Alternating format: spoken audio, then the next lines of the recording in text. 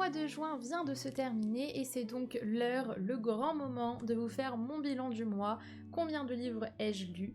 Quelles sont mes notes? Quels sont mes avis? C'est parti! Vous allez voir, j'ai lu vraiment de tout, tous les genres y sont passés, des vieilleries comme des livres récents. Ici on lit de tout, on l'a dit. Tout d'abord, j'ai commencé le mois en sortant une petite vieillerie de ma palle qui n'est autre que Le diable s'habille en Prada. Oui, il existe en livre et je n'étais pas du tout au courant, moi je connaissais que le film comme énormément de gens. Mais du coup j'étais très intriguée, je l'ai enfin lu parce qu'il était là depuis un bon moment. Le pauvre, il a eu le temps de vieillir. Le diable s'habille en Prada, c'est quoi? C'est l'histoire d'une nana, son grand rêve est d'être journaliste et elle va réussir à trouver un emploi au sein d'une grande entreprise de renom de la mode à New York. Elle n'est pas du tout dans l'univers de la mode, elle, son objectif c'était d'être journaliste pour des choses plus poussées, de politique, sur l'actualité, etc. Donc pas du tout son dada, mais elle se dit ça reste une porte ouverte qui pourra me mener quelque part d'autre, donc c'est parti. Sauf qu'en fait elle va être prise en tant que secrétaire entre guillemets, c'est-à-dire vraiment le larbin de la patronne de cette entreprise et elle va devoir vraiment se plier en mille pour la satisfaire et ne pas être renvoyée.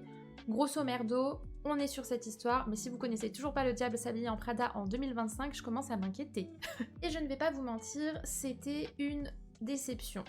Le début de l'histoire m'a vraiment accrochée, c'était quand même assez dynamique, on découvrait tout l'univers, les personnages, on découvrait ce monde de la mode qui était assez méchant, mesquin, tout ce qui s'y cachait derrière, mais ça tournait très vite en rond et c'était difficile pour moi de m'accrocher jusqu'au bout parce qu'il y a quand même énormément de pages pour ce que c'est.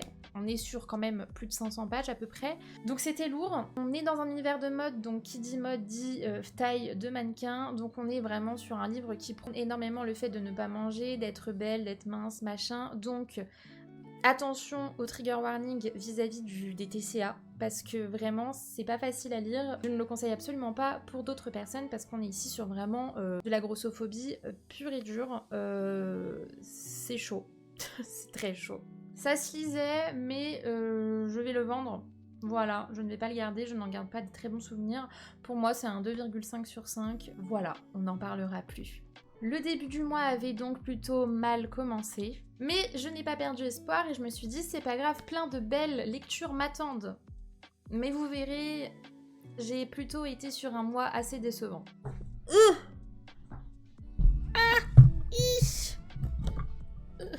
Ma deuxième lecture du mois fut un service de presse d'une autrice auto-éditée. Son livre est juste sublime et je dois vous le montrer. C'est La Cité de vie de Delphine Rougeau, son premier roman, une romantaisie. Vraiment sublime, sublime. Il y a une illustration aussi quelque part, il faut que je la retrouve. Vraiment trop beau. Donc bien évidemment, quand Delphine m'a contactée pour me demander si j'étais intéressée, je n'ai pu que dire oui au vu des thématiques et au vu de la beauté de son ouvrage. On est ici sur une romantaisie qui va nous permettre de suivre trois personnages, Alani, Keg et Nar. Alani est une jeune sorcière qui malheureusement n'a pas de don et qui va apprendre qu'une nouvelle guerre risque d'éclater au sein du royaume. Son objectif est de faire en sorte que ça n'arrive absolument pas et elle va donc faire un voyage pour aller à l'encontre du roi des elfes, celui qui risque de tout saccager. Elle va faire donc ce voyage avec ses amis et notamment Keg, qui est un lycan avec lequel elle s'est liée. Je ne vous spoil rien, c'est vraiment le speech de base. On est ici sur voyage, magie, triangle amoureux, fin de famille, bref, que des thèmes qui font envie. Pas mal de points de l'intrigue étaient extrêmement intéressants, notamment autour de Alani et de ses pouvoirs, de tout ce qui touche à la sorcellerie. Il y a un système de magie qui est en lien avec le cycle menstruel, j'ai vraiment adoré.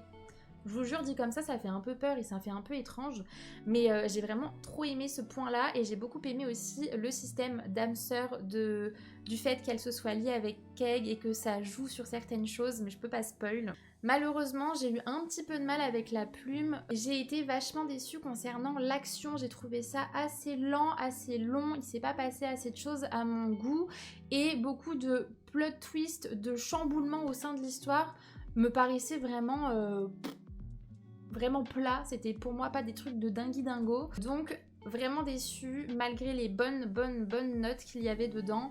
Pour moi, c'était malheureusement un 3 sur 5. Quoi qu'il arrive, je le conseille fortement aux gens qui débutent dans la fantasy parce que l'univers reste très simple. Ça peut vraiment permettre un premier pas dans le bain. Voilà. J'ai directement après enchaîné sur un autre service de presse d'une autre autrice auto-éditée. Vous me connaissez ou pas, j'adore soutenir un maximum les autrices auto-éditées, donc dès que je le peux, j'accepte, en tout cas quand ça m'intéresse. Et donc j'ai pu découvrir La Malédiction des Dragons de Lucille Chaponnet et oh my god, c'était incroyable, vraiment, je pense qu'on peut dire que c'est la meilleure lecture du mois de juillet pour moi. On est ici sur une fantaisie, je précise bien, fantaisie, ne vous attendez pas à de la romance, on est vraiment sur de la fantaisie pure et dure. Magie, complot, malédiction, dragon, bien évidemment. On va suivre deux personnages qui viennent de royaumes opposés, qui se font la guerre, et leur objectif est de récupérer un œuf de dragon au sein du pays des dragons pour satisfaire une certaine personne à chaque fois de leur camp qui en aurait besoin. Ils vont donc se retrouver sur cette fameuse île qui est très dangereuse, qui est entourée de brume, parce qu'il y a une malédiction et ils vont découvrir le pourquoi du comment. Ils vont devoir s'allier pour réussir à récupérer ce fameux œuf. L'histoire est merveilleusement bien écrite, la plume est fluide, la plume de Lucille est juste magnifique. J'ai été vraiment imbriquée dans l'histoire dès le début, c'était incroyable. Je me suis pas ennuyée une seule seconde, il y avait de l'action à foison. Les personnages étaient géniaux, vraiment, surtout un, si je puis me permettre, Raz. Petite pensée pour toi, tu es génial, tu es bourré d'humour. Il y a un tome 2 qui est censé sortir aux alentours du mois de novembre et vraiment je l'attends avec impatience au vu de la fin, je n'en peux plus. Vraiment, c'est pas possible de me faire ça. Pour moi, c'était donc bien évidemment un 5 sur 5, je le recommande tous les jours. Vraiment, trop bien. Au mois de juillet, j'ai également enfin commencé une saga dont j'ai beaucoup entendu parler, que tout le monde me recommandait, et c'est Mémoire de la forêt. J'ai donc lu le tome 1 parce qu'il se passe apparemment en été, donc j'avais envie de l'allier avec la saison actuelle. C'est un livre jeunesse qui est absolument adorable. Vraiment, je l'ai lu en une journée, tellement c'était super. C'est mignon, c'est poignant, ça parle de thématiques qui peuvent vachement faire écho à nous en tant qu'adultes, même si c'est censé être un jeunesse. On est ici sur un personnage qui est atteint de l'oubli-tout, une maladie qui peut vachement s'apparenter à l'Alzheimer malheureusement. Et on va le suivre dans une aventure dans laquelle il cherche absolument à retrouver un certain livre. Et on a notre cher Monsieur Renard qui va l'accompagner. C'était vraiment émouvant, c'était mignon, c'était drôle, c'était super. Vraiment un très bon livre jeunesse et je comprends pourquoi beaucoup me l'ont recommandé et pourquoi il fait autant parler de lui, que ce soit pour les jeunes comme les adultes. J'ai très hâte de lire les prochains tomes, mais on attendra les saisons correspondantes à chaque tome. Pour moi, c'était un joli petit 4 ou 4,5. J'avoue que je ne sais pas, j'hésite, mais j'ai passé un très bon moment. Ensuite, dans ce bilan lecture, nous avons bien évidemment l'ALC que nous avons pu faire au mois de juillet tous ensemble et c'était Un été pour te retrouver. Je ne peux malheureusement pas vous le montrer en physique parce que je l'ai prêté à une copine. Oui, j'ai prêté un livre, je ne sais pas ce qui m'a pris.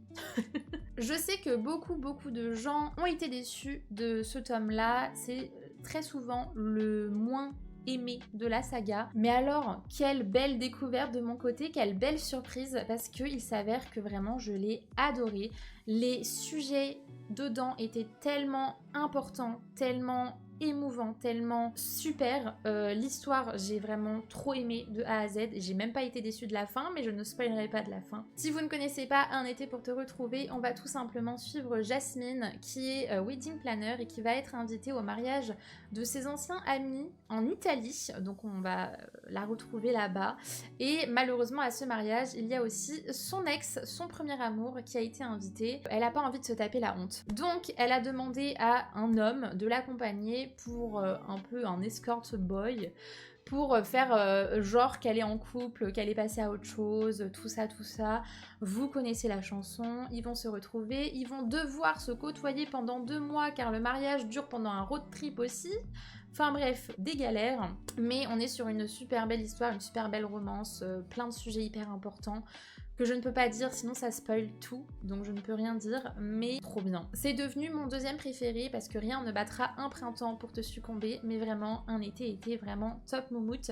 Je sais que beaucoup de personnes qui ont participé à la LC ne l'ont pour leur part pas du tout aimé, mais avec moi ça l'a complètement fait. Donc voilà, on est sur un joli 4,25 sur 5. Les services de presse auto-édités ce mois-ci, il y en avait à foison parce que j'ai également pu lire Le Secret du Faucon tome 2 de A.D. Martel, que je vous présente comme ceci sur liseuse toujours. Il faut savoir que j'avais eu un peu de mal à accrocher avec le tome 1 que j'ai trouvé vraiment extrêmement introductif, mais au vu de la fin du tome 1 j'avais trop hâte de lire le 2 et c'est chose faite, sauf que déception encore une fois. Je vais pas vous mentir, et les 50 premiers pourcents du roman, ce qui est quand même énorme, ont été vraiment très éprouvants pour moi à lire. Je ne m'intéressais pas du tout aux personnages qu'on nous montrait, il ne se passait pas grand chose qui me happait. J'étais juste vraiment fan de retrouver Tristan, qui est un personnage que j'avais beaucoup aimé dans le tome 1 et que dans le tome 2 on l'a beaucoup plus découvert. Mais les 50 premiers pourcents étaient vraiment très durs. À plusieurs reprises je me suis demandé si je ne devais pas DNF, mais je ne voulais absolument rien lâcher parce que je voulais vraiment soutenir au maximum cette autrice que j'aime beaucoup. Mais alors, Dieu merci, la deuxième partie du livre était mais incroyable. C'était bourré d'action, de rebondissements, de révélations. Mais vraiment, la deuxième partie, mais incroyable. Vraiment, je ne regrette absolument pas de ne pas avoir abandonné. C'était super. Et ça m'a permis de remonter la note de ce tome parce que sinon, c'était vraiment mal parti. J'étais partie sur un 2 sur 5, ce qui est très bas. Et au final, j'en ressors avec un 3 sur 5. Donc ça l'a quand même élevé. Après cette grosse déception et après avoir eu autant de mal à lire, je n'avais qu'une hâte, c'était de pouvoir lire un livre qui me donnait extrêmement envie pour pouvoir oublier, passer à autre chose, le bouffer. Et je suis allée sur Blindly de Paulette Gokey et malheureusement encore une déception. C'est vraiment très dommage, mais c'est comme ça arrive. Le livre est magnifique, il n'y a pas de souci. Le speech de base m'a complètement happée. On est là sur une prota qui a eu un accident et donc elle devient aveugle du jour au lendemain. Elle perd tous ses moyens, elle doit réapprendre à vivre et sur son chemin, elle va retrouver son premier amour. Mais elle ne le sait pas, celui-ci ne lui dit pas qui sait, il se joue un peu d'elle. L'histoire, sur ce point-là, je l'ai trouvée trop originale. C'était mignon, c'était sympa, mais j'ai eu beaucoup de mal avec la plume de l'auteur, malheureusement. Et je sais que je ne suis pas la seule qui pense ça, parce que j'ai pu regarder d'autres avis depuis, et c'est vrai que la plume de l'auteur est un peu lourde. C'est-à-dire qu'il y a énormément de phrases un peu mielleuses, un peu citations, voilà, sur la vie, sur l'importance des émotions, des machins, sauf que ça alourdit énormément le texte, c'est-à-dire qu'on en retrouve littéralement à chaque phrase. Donc c'était un peu dur pour moi de pouvoir vraiment m'immiscer dans l'histoire, mais je pouvais passer outre ça. Mais en plus de ça, malheureusement, l'auteur a voulu en faire encore et encore plus gros en termes de choses qui tombent sur la gueule des protas. Et je trouve qu'à un moment donné, ça en devient absolument plus réaliste. Alors peut-être que ça peut arriver dans la vraie vie, parce que ça existe d'avoir vraiment la poisse. Mais là, ça en faisait trop. Et au lieu de se baser juste sur cette romance, eh ben, on a rajouté des troubles de santé mentale, des maladies, un petit côté thriller. Voilà, c'était un peu complexe. J'ai quand même passé un bon moment et je suis quand même intriguée du tome 2 que je lirai sûrement. Mais c'est pas ma priorité, je vais pas vous mentir, donc je lui ai mis un 3 sur 5. Par la suite, j'ai pu lire La parole des étoiles de Louise Langlois et alors là, pour le coup, merci d'exister, merci, mais heureusement que je l'ai lu derrière des livres que vraiment j'avais enchaînés qui étaient pas ouf parce que je l'ai vraiment dégusté, je l'ai adoré, il était trop bien.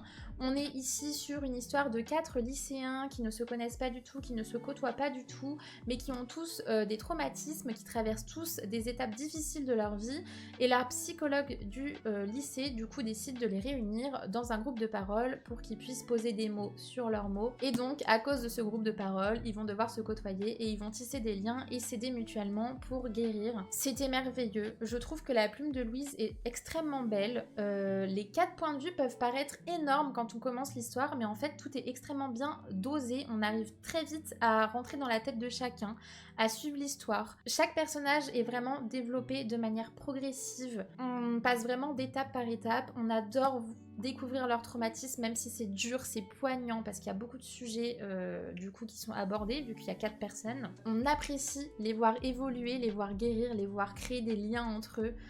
C'était super et je ne peux que le recommander. C'est un young adulte, mais alors je ne l'ai pas du tout ressenti comme tel parce que ça ne fait pas du tout bébé. Et c'est ça que je pense que j'ai beaucoup aimé aussi. Donc pour moi, c'était un merveilleux 4,5 sur 5 parce que je pense qu'il m'a manqué un petit truc.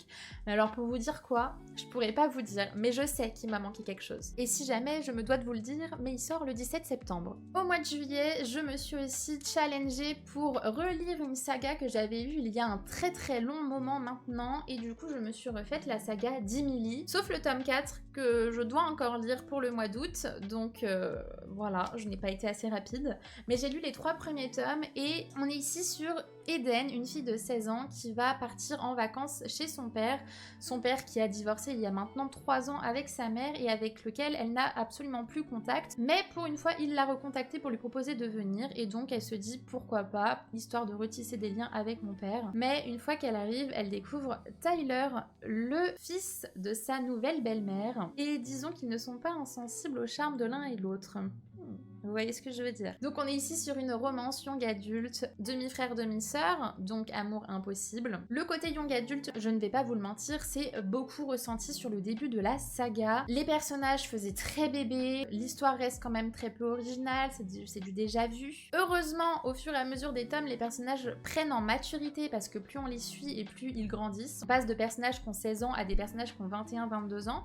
Donc Dieu merci, ça se ressent et là, à ce moment-là, je l'ai vraiment beaucoup plus apprécié. C'est pour ça que mon tome préféré fut le tome 3 parce que pour le coup, il était vraiment super. Il abordait plein de thématiques importantes avec de vraies discussions et tout. Enfin, vraiment trop bien. Je vais pas spoil, mais trop bien. J'ai donc mis la note d'un 3 sur 5 aussi parce que ça se lit, j'ai passé un bon moment, mais ça casse pas 3 pattes à un canard. Néanmoins, je pense que si je l'avais lu fin collège, début lycée, je pense que je l'aurais vraiment surkiffé et de souvenir, c'est ce qui s'était passé. Donc je le recommande vivement à des jeunes filles de 15-16 ans. Je pense que ça peut complètement vous convenir parce que c'est quand même bien. Il y a quand même du bon. Juste, moi maintenant, du haut de mes 25 ans, j'avoue que ce n'est plus trop mon truc. On arrive bientôt au bout, je vous promets. Ce mois-ci, on s'est également fait une deuxième LC pour continuer une saga qu'on avait commencé en lecture commune. Et donc, on a lu Hunger Games tome 2. Hunger Games, si vous ne connaissez pas, même si je ne sais pas dans quelle planète vous vivez, si c'est le cas, c'est tout simplement une dystopie dans lequel on est dans un pays qui est coupé en plusieurs districts. Les districts, en gros, grosso merdo, sont des catégories on va dire de salaire de population. Plus t'es pauvre, plus t'es dans le district 12, plus tu es riche et plus tu es dans le district 1. Et tous les ans, il y a des jeux qu'on appelle les jeux de la faim, Hunger Games, dans lesquels les habitants sont tirés au hasard, un garçon, une fille de chaque district, qui vont devoir s'affronter sur une arène pour littéralement s'entretuer et qu'un seul gagnant. Une télé-réalité un petit peu particulière, mais ma foi qui pourrait exister vu à quel point notre monde aussi actuel part en sucette. J'ai adoré ce tome 2, déjà j'avais adoré le 1, mais alors le 2 était génial, il était encore plus axé sur la rébellion, sur les enjeux politiques, sur l'injustice, sur l'oppression, c'était mais génial. Je suis juste un petit peu frustrée qu'on n'ait pas vu plus que ça la reine, parce que la reine a commencé que vers les 70% du livre, donc c'était vraiment la fin, c'était très court, très rapide. Alors qu'elle avait énormément de potentiel cette arène, vraiment elle était superbe, mais vraiment j'ai adoré, pour moi c'était un 4,5 sur 5, c'était top, je suis juste déçue de ne pas avoir eu assez d'arènes. Genre limite, faites un livre qui dure plus longtemps, c'est pas grave, mais j'aurais bien voulu en voir plus. Mais vraiment trop bien, et du coup, on lira le tome 3 au mois d'août, tous ensemble. Et pour terminer ce bilan lecture, parce qu'il faut bien une fin à tout, j'ai terminé le mois avec La saison de la vertu de L.M. Nathan, qui va sortir le 20 août chez les éditions Albin Michel. J'en attendais énormément de ce livre, parce qu'il se vend comme une dystopie féministe. On est ici sur notre monde actuel des années bien plus tard, donc dans le futur, où on découvre que la population devient de plus en plus faible, de plus en plus malade, et donc on essaye de renforcer l'ADN pour faire en sorte que l'on puisse prospérer encore quelques temps. Et pour ce faire, eh bien, on choisit qui se mariera avec qui pour éviter justement de faire des générations faibles, des générations avec des maladies, des générations qui ne vont pas. Donc les mariages sont étudiés précisément. Les personnes qui seraient par exemple dépressifs, qui seraient épileptiques ou que sais-je, sont considérées comme des failles, et donc les filles dont c'est le cas, on leur coupe, on leur ligature les trompes. Vous n'avez pas le droit de vous marier, vous n'avez pas le droit d'avoir des relations amoureuses, vous avez en gros que le droit de devenir une espèce de nonne. Et ces thèmes-là, personnellement, m'ont complètement happée, j'adore. J'ai beaucoup aimé le personnage principal, j'ai beaucoup aimé l'intrigue, mais à mes yeux, l'histoire n'a pas été assez aboutie, n'est pas allée au bout de ses idées. Il y avait énormément de potentiel, mais malheureusement... vite gâché, j'ai envie de dire, c'est triste à dire mais c'est le cas, la fin a été bâclée, il se passe un truc à la fin d'un coup sans qu'on ait eu les étapes avant, alors vraiment je n'ai pas compris ce truc là, et je m'attendais à avoir un petit peu plus de romance et ce n'était pas du tout le cas, donc j'avoue être pas mal frustrée, moi qui suis une amoureuse de l'amour, voilà, j'ai été un peu déçue à ce niveau-là. C'est pour ça que je lui mets la note de 3,5 sur 5, c'était très bien mais il m'a manqué beaucoup trop de choses pour que je puisse le noter mieux que cela. Mais en tout cas, les thématiques sont superbes et je ne peux que le recommander. Surtout la note de l'autrice à la fin qui est extrêmement importante et tellement réaliste. Et enfin, je ne peux pas spoil, mais vraiment... il y a eu du bon. Et voilà, mon bilan est terminé. Comme vous avez pu le constater, j'ai quand même réussi à lire 12 romans, donc je suis hyper fière de moi. C'est quand même énorme, c'était un sacré mois, un mois bien chargé. J'ai bien vidé ma palle. N'hésitez pas vous aussi à me faire votre bilan, combien de livres vous avez lu, quelles ont été vos déceptions, vos coups de cœur, que sais-je. Dites-moi tout, je suis toujours très intéressée. Et on se retrouve la semaine prochaine pour une prochaine vidéo. Bye bye!